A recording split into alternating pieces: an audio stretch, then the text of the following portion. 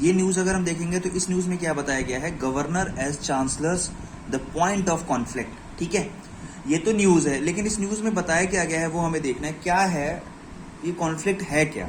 Conflict है कि क्या प्रॉब्लम चल रही है। जो गवर्नर होते हैं जनरली, आज से कुछ साल पहले तक गवर्नर जो होते थे, जो भी स्टेट यूनिवर्सिटी होती थी ना, उस स्टेट के जो गवर्नर होते थे वो उसके चांसलर होते थे। ठीक है, तो जो चीफ मिनिस्टर होता था उस स्टेट का, वो कहता था कि आपकी रिक्वायरमेंट क्या है, यहाँ पे कुछ रिक्वायरमेंट तो है नहीं, ठीक है, आप इंटरफेयर करते हो, उसका कोई मतलब नहीं है। तो उन्होंने कहा कि गवर्नर को क्या नहीं होना चाहिए, चांसलर नहीं होना चाहिए स्टेट यूनिवर्सिटी का, क्या होना चाहिए, वाइस चांसलर बना दो, ठीक है, लेकिन चांसलर नहीं होना चाहिए। ये आज से 6 साल पहले की बात है। उससे भी पहले जाए, उससे पहले कब जाए, 1854 में जब मैग्ना कार्टा आया था, किसका, मैग्ना कार्टा, जिसको वुड्स डिस्पैच कहते हैं। ठीक है, तो उसमें 1854 उसमें बताया गया था कि जो जनरल एजुकेशन इंडिया के बारे में बताया गया था, उसमें क्या बताया गया था, suggested that creation of universities in India, university बनाने के लिए बताया गया। दूसरा बताया गया, it recommended that university consist of the chancellor, vice chancellor and fellow. उसमें ये भी बताया गया कि किसी भी यूनिवर्सिटी में चांसलर होगा, वाइस चांसलर होगा, उसके साथ ही लोग होंगे, who would constitute a senate. It stated further that the office of chancellor and the vice chancellor will naturally be filled by the person of high station who have shown an interest in the cause of education. Acting on this suggestion, the Governor General decided that he would be the Chancellor of the University at Calcutta, Governor of Bombay and the Madras would be Chancellor for the University in the two presidency town.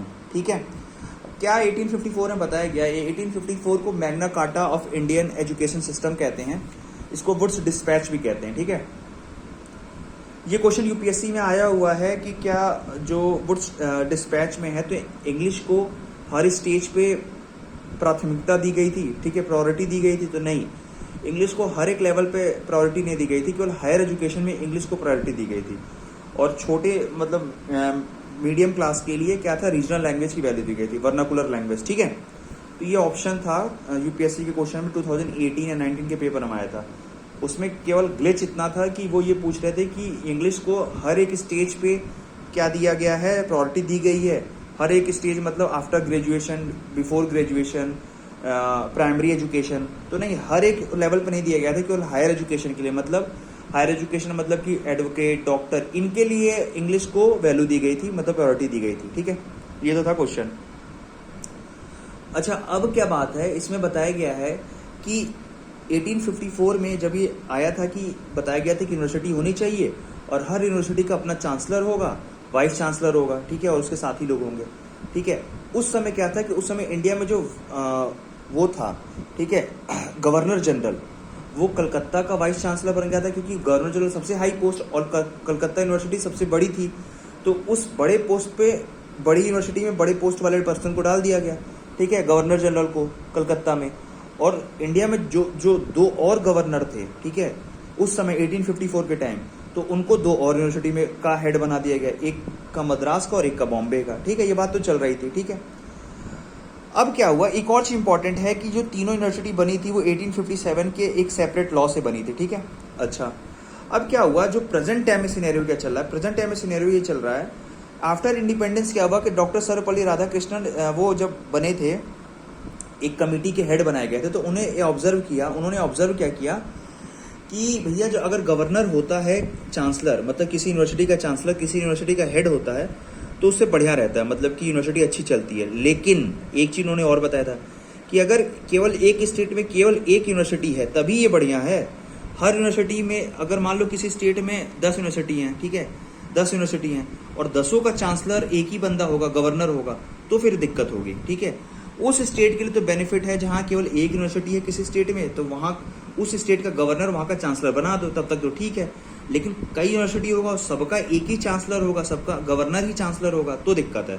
ये बात doctor Sarvepalli Radhakrishnan ने बताया था उस समय जब committee बनी थी।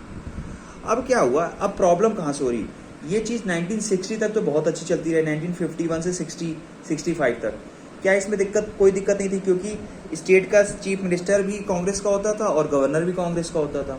ठीक है, लेकिन जब ये आफ्टर 4 जनरल इलेक्शन के बाद क्या हुआ कि उस समय कांग्रेस कई स्टेट में हार गई थी, तो कई स्टेट में हारी, ठीक है, तो वहाँ पे कोई और बना होगा, चीफ मिनिस्टर किसी और पार्टी का होगा, और सेंटर पे मान लो गवर्नर थी, सेंटर पे कौन था, कांग्रेस थी, तो वो अपना गवर्नर भेजेंगे, और पार्टी हार गई है स्टेट लेवल पे, तो वहाँ का चीफ मिनिस्टर दूसरा होगा, दूसरी पार्टी का। तो ये कॉन्फ्लिक्ट क्रिएट होने लगा आफ्टर 4th जनरल इलेक्शन, ठीक है, क्योंकि गवर्नर अलग पार्टी का, चीफ मिनिस्टर अलग पार्टी का, तो वो अपनी चलाए, वो अपनी चलाए, तो इससे प्रॉब्लम क्रिएट होनी स्टार्ट हो गई, ठीक है। अब क्या हुआ कि उस समय ही की बात है, उस समय